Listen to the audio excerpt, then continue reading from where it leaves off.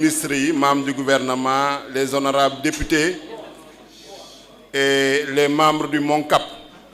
ainsi que tous les invités, membres de PASTEF ou non. Di nuyu particulièrement les panélistes et également les organisateurs, le coordinateur du MONCAP, Dr Ahmed Diallo également, commissaire du MONCAP, et Dame Mbodj nga xam ne mooy assurer la modération vraiment de manière magistrale et avec brio. Di kontaan vraiment ci ndaje bi comme lu ko Dame waxee PASTEF ñëpp gis nañ ni c'est un parti dynamique, un parti bu nga xam ne tous les week-ends day animé. Donc c'est un parti qui bouillonne. Il a parlé de bouillonnement politique. Mais ci bouillonnement politique boobu lu ci gën a am solo dafa am un bouillonnement intellectuel te yaakaar naa ni seen conférence MONCAP bi wane na ko parce que le président Ousmane Sonko yàgg na ko wax ne PASTEF parti xam-xam la souvent dañu bëgg a cataloguer comme parti boo xam ne parti xeex la effectivement xeex bu mu jotee xeex nañu waaye tam lu ñu mës a jiital mooy xam-xam présenter suñu programme sénégalais yi pour wax leen ni dañoo bëgg suñu yoree nguur gi programme bii nañu war a bëgg a doxal yaakaar naa ni PASTEF loolu nañ ko mës a xamee te bu ñu toogee ci nguur gi ba tey ñoo ngi tamit génnee suñuy xalaat suñuy stratégie pour wax ni nguur gi nii nañ ko bëgg a yoree malgré que am na ay jafe-jafe mais ci transparence ci dëgg ñu présenter Sénégalais yi difficulté yi mais yemuñu ci loolu tamit won leen yan solution nañuy jaar pour un Sénégal souverain juste et prospère yaakaar naa ni PASTEF loo ko bañ war ñu nangul loolu donc tey su ma ñëwee ci conférence MONCAP bi ñëw fekk fi cette crème intellectuelle en tout cas lu mu ci jot a déglu parce que dama ñëw tombé ak l'intervention de Ngagne Demba Touré te xam naa ni moom balaa muy intervenir tamit ñu fa jot a intervenir quand même ils ont fait des débats de très haute facture, des débats de très grande qualité muy wone ni cette crème intellectuelle là ces cadres nga xam ne ñoom ñoo defar le programme de PASTEF le programme jot na ils sont toujours engagés et déterminés pour mener ce pays vers un Sénégal souverain, juste et prospère. Et MONCAP mu ngi ci jouer sa partition de manière vraiment magistrale ñu leen di féliciter en tout cas di kontaan parce que am na loo xam ne mise en œuvre instruction la. Il y a quelques mois le président Ousmane Sonko dafa joxe woon une instruction au MONCAP et au SNCOM, instruction pour la production intellectuelle et pour une meilleure prise en charge de la communication politique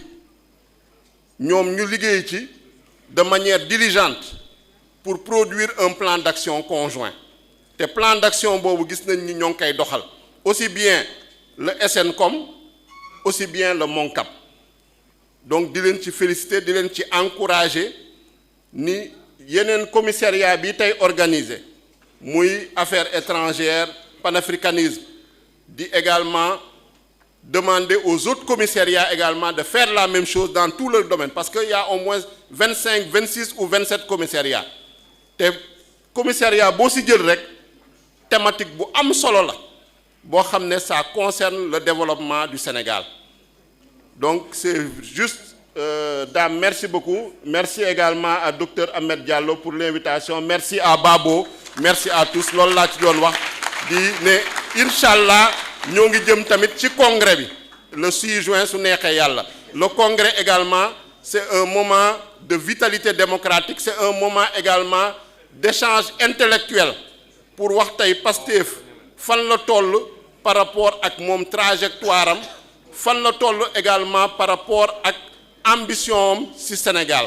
donc loolu tamit ñoo ngi ciy liggéey te su neexee yàlla ñun ñëpp yéen ñëpp ñoo ngi leen di invité ci congrès bi ngeen participer vraiment à ce moment fort de la vie politique sénégalaise et à ce moment fort de la vie du parti PASTEF. Je vous remercie. Jërë ngeen jëf. Merci beaucoup. Merci beaucoup. Maintenant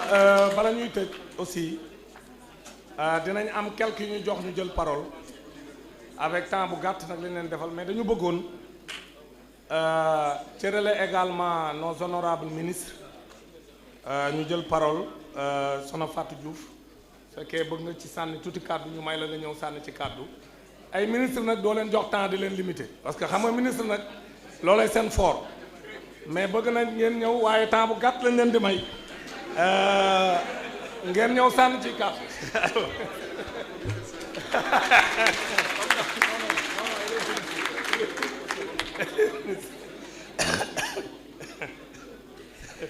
waa salaamaaleykum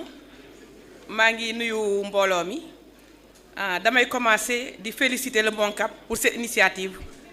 tey mën naa ne wax ne j'ai renoué avec le monde de la réflexion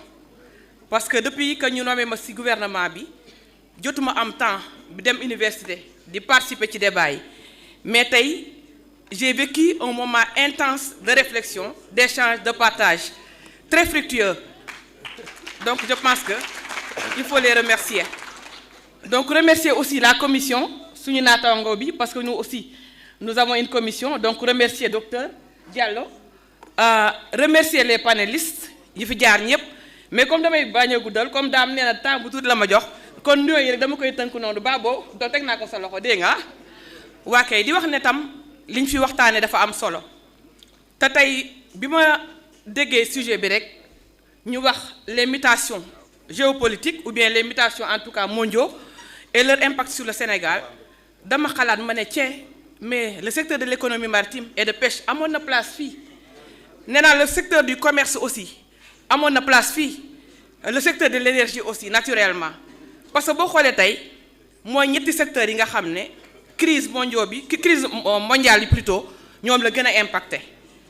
tey on a parlé de l'énergie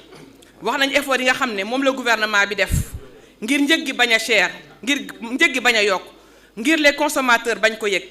mais loolu bu ñu ko waxee c'est au niveau interne c'est-à-dire maîtriser les coûts au niveau interne ba nga xam ne ki yor otoom wala keneen ki nga xam ne dafa yor motocyclette am wala kii dugg ci bus yi wala yooyu njëgam du yokk mais li ñuy fàtte mooy tey avec la crise économique avec la crise qui a eu lieu entre l'Iran d'une part les États-Unis de l'autre côté avec leur allié l'Israël mais fermeture bu détroit d'Ormuz dafa am impact sur le commerce international parce que tey jii boo xoolee 90% du trafic international passe par la mer géej lay jaar donc les marchandises 90% ça passe par la mer mais 90% yooyu di jaar géej mais le Sénégal ne maîtrise pas les coûts ces navires-là utilisent le gasoil mais au prix international mais quand ils l'utilisent au prix international ça veut dire que ñoom ñu ngi subir augmentation bi non seulement ñu ngi subir augmentation bi mais avec la fermeture du détroit ils sont obligés également de faire de grands contours ça veut dire que le temps bi ñu doon passer en mer day yokku mais également prix gasoil bi tamit dafa yokku et ça a forcément un impact sur le coût de la marchandise quand la marchandise arrive au port donc ça a un impact important et au niveau du secteur on a fait des efforts parce que avec je ne sais pas si le directeur général du port autonome de Dakar est là mais on a fait des efforts parce que on ne peut pas maîtriser par exemple ce qui concerne le transport mais quand ça arrive au port on a fait de sorte à alléger les procédures à mitiguer et à faire de sorte que les marchandises ne disent pas au port payent le moins de frais de magasinage payent le moins de surestarise et ça c'est important c'est des mesures également qui ont été faites par le département pour accompagner ce processus mais ma tudd rek parce que dama nekk ministre de l'économie maritime et de la pêche te su ma tuddee ne tudduma ñi xam nga waa pêche dañoo garaaw donc également la pêche industrielle 40% de leur charge c'est le gasoil te ñoom au prix international lañ koy jëndee donc bu ñu ñëwee napp dafay am impact parce qu'ils ne vont pas le supporter ils vont mettre ça sur le coût donc de revient donc ça veut dire c'est le consommateur final et c'est l'État est en train ñun de les accompagner voir dans quelle mesure nan lañ mën a abandonner yenn taxi nag lañ leen mën a jàppale ba nga xam ne tey jën bi dinañ ko mën a indi en abondance vraiment sans que waaw daam am naa benn bu important bàyyi rek may ma boobu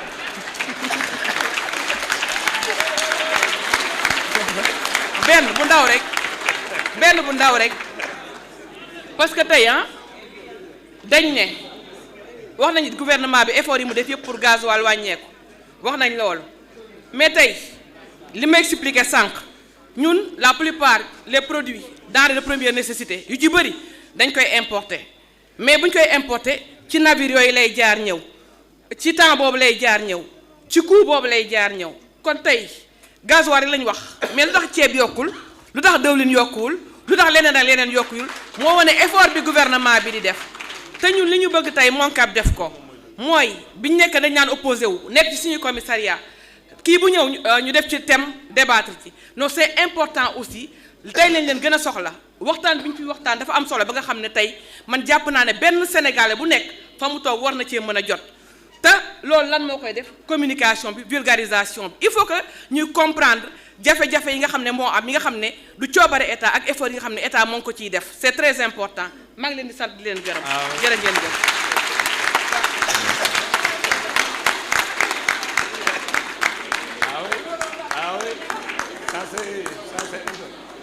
Voilà.